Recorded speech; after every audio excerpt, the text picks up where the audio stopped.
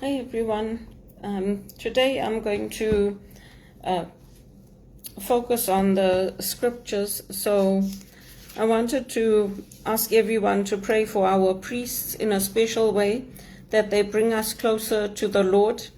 And you can have many different type of priests. You can have priests that you like, you can have priests that you don't like, but if they bring us close to the Lord, then they are good priests.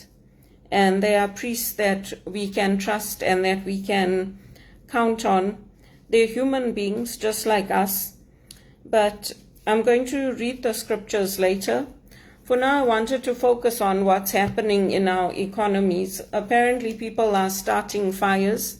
A lot of the fires are arson. I don't know why people would be so evil and so cruel as to start fires. Some of them are starting with the sun, like the sun is so hot, the earth is catching fire and the leaves. But some of it's arson, and the police are catching them, which is good. But it's distressing for everybody, because nobody wants to see our countries destroyed because of fires. So I'm praying that they put the fires out, that they'll spray the water in such a way that they stop it from spreading. I don't know how they do their fire control here, but that's the way they do it in Africa. They make the edges, so like say the fire's here, they'll spray all around the outside so that the fire gets contained, and then they'll do the fire. But the fires are spreading rapidly. So it's quite sad, and I'm going to do the readings later, but there's an interesting piece in here in this book that I'm reading, and it's Think and Grow Rich, the complete classic texts of Napoleon Hill. So he's looking at how our fears can control us. And the ghost of fear of poverty, which seized the minds of millions of people in 1929, was so real that it caused the worst business depression this country has ever known. Moreover, this particular ghost still frightens some of us out of our wits. And that's true, because if you look at how the traders, how they trade based on emotion. They don't trade based on anything else. So if one trader says, oh, I think this is a bad stock, they all start selling that stock. One trader says, oh, this is a good stock, they all start buying that stock. So it's based on emotion and it's based on fear. And that can cause whole economies to fail. It can cause whole continents to be destroyed. And that's why, for me, I've been trying to encourage, especially the black leaders, to focus on the things they can do, to stop focusing on communism, which is creating big divides. Here they don't listen to me. They think everything I do is a joke, including as a spiritual director, but it's not. It's not a joke. They don't listen to me. They're like, oh yeah, this thing happened, my son died, I'm also trying to get support for my mother. Well, you know what, you grew up here. So you guys don't have any compassion for me, so I don't have any compassion for you. You grew up here, you had everything provided for you. You had all the advantages of living in a first world country, a developed country. You had all the economic supports in place. Your children most likely went to better schools than ours. And so get off your high horse and stop feeling sorry for yourselves. That's what I say, because I've been asking for help for myself and my mom for a long, long time, and nobody's been helping. And people are not even ashamed of how they've treated me, how they've spoiled my reputation, what they've done to us, not renewing my mortgage. They're not even ashamed. They're just like, well, that's the way the business is. But where's your morals? Where's your conscience? If somebody owns a property for over 10 years and they come to you and they're in a contract and they're working and you refuse to renew that mortgage, it's discrimination. That's what it is. And it's coordinated. It's coordinated, and I know it is, because when I went to Tangerine to ask for that renewal of my mortgage, they called somebody and said she's here. So it's all done deliberately, and it's all done on purpose. And if Donald Trump wants to take away visas of Zimbabweans visiting the US, who cares? So what? So what? It's not like the US is investing billions in Zimbabwe. It's not like they sending them aid or they help the country to come up. The Europeans will invest in Zimbabwe. They're already doing it. All the Europeans are investing in Zimbabwe. So people are like, oh, keep your visa. If you don't want it, so what? America is not the greatest country in the world anymore. In fact, people hate it. When people come here, the Americans come here, they ask them, why are you coming here? Go back. That's what people are doing, because that's what they did to us. For many, many years, that's what they did.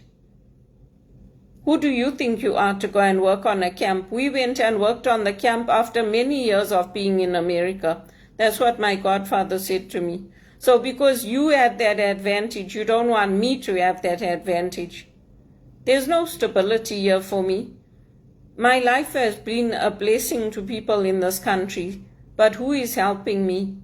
Who is helping financially? Who is opening doors for me to have a stable job, a good paid job?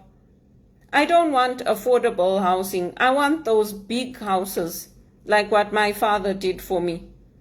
I want a big, big house with lots of land around it. I don't want to go and do communal farming like they do in Britain, where you can have a plot of land for the community and you can go there. My cousin Maggie had to do that. They used to go to the plot and do their vegetables. Then she got a house with a little garden so she could plant some things. We had a big house. We could plant our vegetables in our garden and our fruit trees. That's what I want. I don't want to go to a retreat center like Guelph and do communal gardening there. So my expectations are not the expectations of what the Jesuits have of me. I want to be like those saints who take care of other people.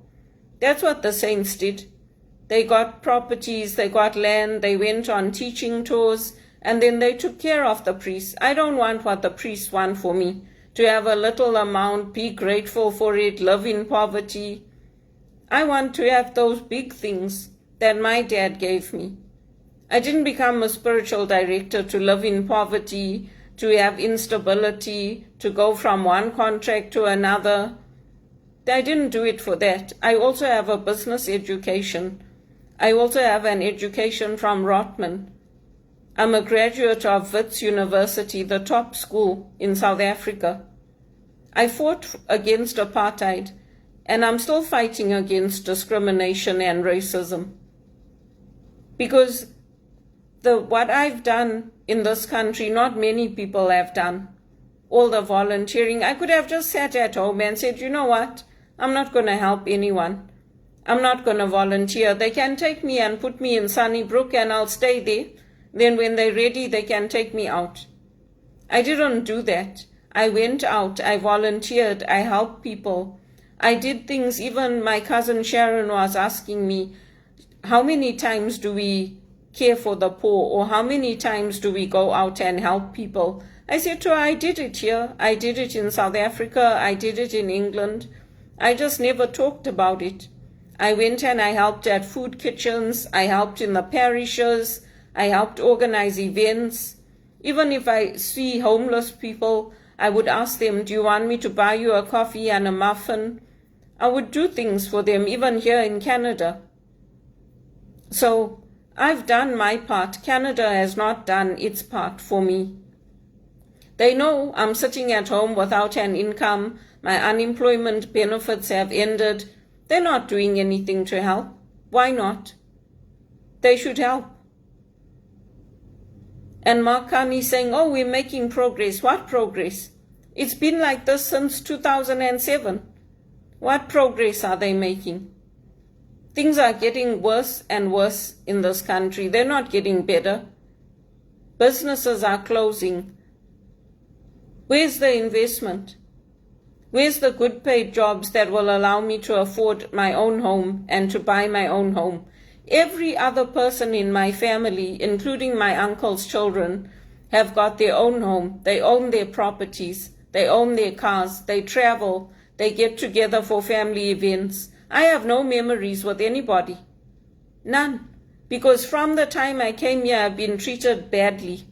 I've been treated like a slave. And then they say, oh, it's not that we didn't have an opportunity. So what happened between 2007 up to now? You still didn't have any opportunity, right? How many thousands of jobs have been created between 2007 and now? It's rubbish what they're talking. It's rubbish. It's nonsense. My health has suffered, my life has suffered, and it's undeserved.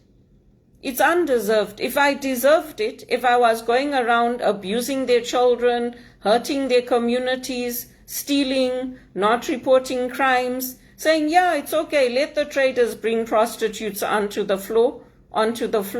It's got nothing to do with me. Let people come into work drunk at teleperformance. It doesn't matter. It's got nothing to do with me.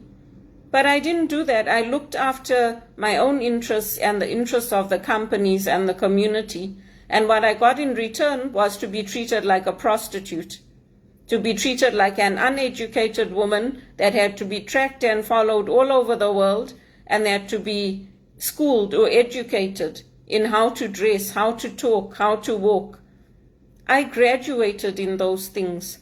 When I did my executive secretarial diploma, I graduated in those things. So I don't need this country to tell me how to do it. It's sickening. It's destroying my body, it's destroying my life, and it's unacceptable. It's unacceptable. When are things going to change? When are people in this country actually going to start promoting people like me, giving me the good paying jobs, giving me the accommodation? When? Oh, we wanted the new people to get a chance. And what about the old people? I'm going to be retiring soon, in another 10 years, and I've got nothing for myself. I came to Canada for a better life. I've got no pension. I've got no property. I haven't had proper medical benefits. I've got nothing. And I've used my education to help others. So how is it fair to me? If you want to support the Jesuits and the Ignatian centers and all that, well and good. Go and support them. But don't forget about me and my contribution and what I've done. Because I don't want to land up with nothing. I don't want to land up with no property, no home of my own. I don't just want one property. I want 2 properties like my brother. I want 2 cars. I want to be able to help educate my nieces who are coming up. I couldn't do it for my niece and nephew because I earned peanuts in this country. I was treated very badly. It's not right. I came here as an executive. I came here as an educated, professional, skilled worker. I came here with money that I invested in this country. I didn't come and sponge off the country. I didn't come here and say, oh yeah, they took away my citizenship rights in Zimbabwe, so I need you to provide me with a house and the food that I need and everything, clothing. People get that here. They treat them like royalty. And yet people like me who want to work and who are hardworking and who have good values, we don't get anything. So how is that right? You tell me, how is that right? It's not right. Oh, but we're frightened that the stock market will crash. You make it crash because you're frightened. That's what happens. Oh, we're frightened that Zimbabweans will come and overstay their stay in the United States. Oh, you must be kidding. They love their country. They want to go. They like it there. They even tell me, we're better off here than you guys in Canada. It's not a joke what people are doing to me. It's not a joke. It really isn't. I wanted to share that one point. Sometimes I do whole chapters, but I wanted to share that one point. It's that fear that is driving this economy and that is driving everything. And you think Mark Carney is not getting rich? He's getting rich. Why do you think he moved his headquarters of his company to America? He's getting rich while he's making everybody else poor. And his ministers are turncoats. What they did to Justin Trudeau, it's like an overthrow of power. They turncoats. They got him out of power and then they all got their jobs. They resigned. Why did they resign? Oh, we don't like our portfolios. Then some of them got the same portfolios. Does it make sense? And yet they stayed with him while his mother was doing corruption, while everything else was going on, while the Muslims were stoning him. They stayed with him through all that. And then when Chrystia Freeland got upset, then they all resigned. It's too much. It's too much what they're doing in this country. It's too much. I'm not joking when I'm saying I'm applying for jobs in Zimbabwe. I'm applying to the schools. I contacted many people there over the years to say if there's opportunities in the schools to teach John Maxwell, to teach theology, to help in the schools, then tell me, I'll come. And Lona Easterbrook was telling me, no, stay there. It's not like that. I said to her, it is like that. She's like, you like my children. My daughters are also complaining about how you people get treated and how horrible they are to you. I said to her, yeah, because it's the truth. It's the truth. They're awful to us. Oh no, you can't have your Christmas off. You can't have your Easter off because, oh, the business needs come first. That's why this economy is failing, because the business needs come first. Not how you treat your people, not how you value them, not how you promote them, not how you pay them properly. The business needs comes first and making a profit. And that's why in the end, they lose everything. The people that hoard money, that run after money, in the end, they land up with nothing. And I'm not just saying that. It's the truth.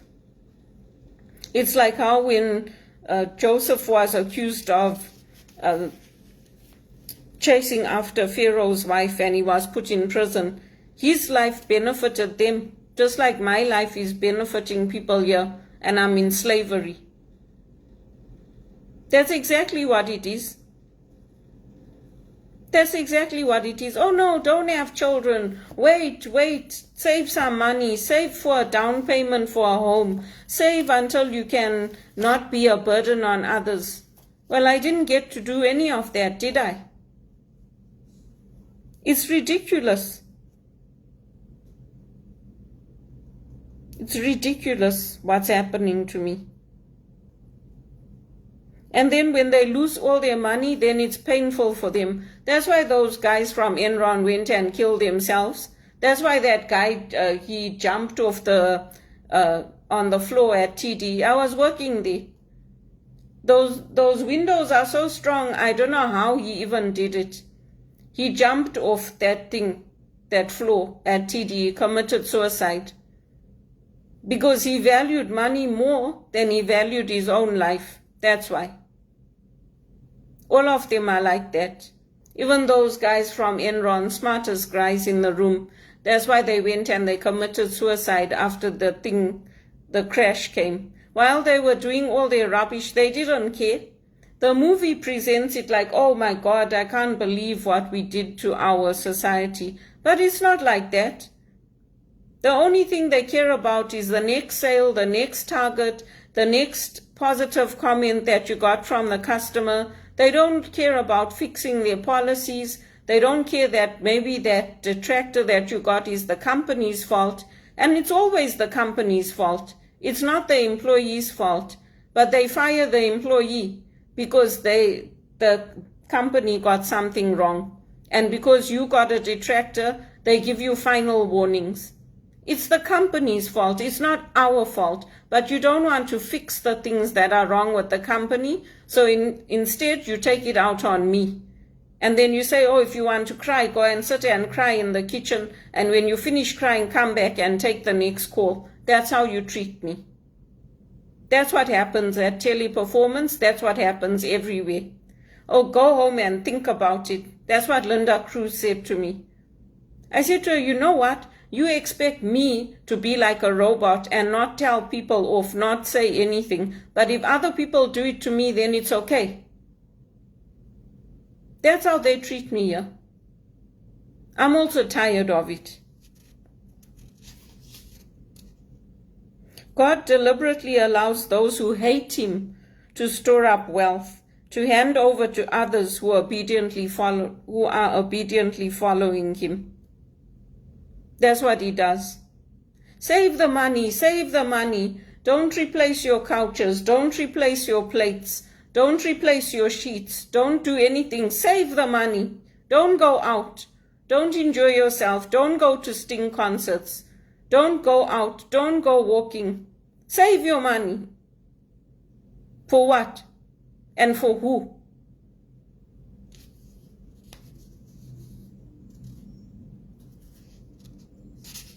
Chasing material wealth is like trying to catch and control the wind. It's a waste of time. It's a waste of time. They say that when you are blessed, there will be nothing that you lack. Well, guess what? There's nights I went to sleep without food. There's nights I had to sleep on the floor. I lacked. So God's allowed evil to hurt my life. But I've stayed faithful to him. And I'm tired of pretending like it doesn't hurt. I want a big house, I want a big property, and I want a good paid job. That's what I'm praying for. And it's what I've always wanted. I didn't come to Canada to have instability, unemployment, be sent for psychiatric assessments. That psychiatric is evil. Psychiatric treatment, it's evil. And priests like Father Ripperger know it. What do they want me to inherit? The wind? There's something wrong with this country.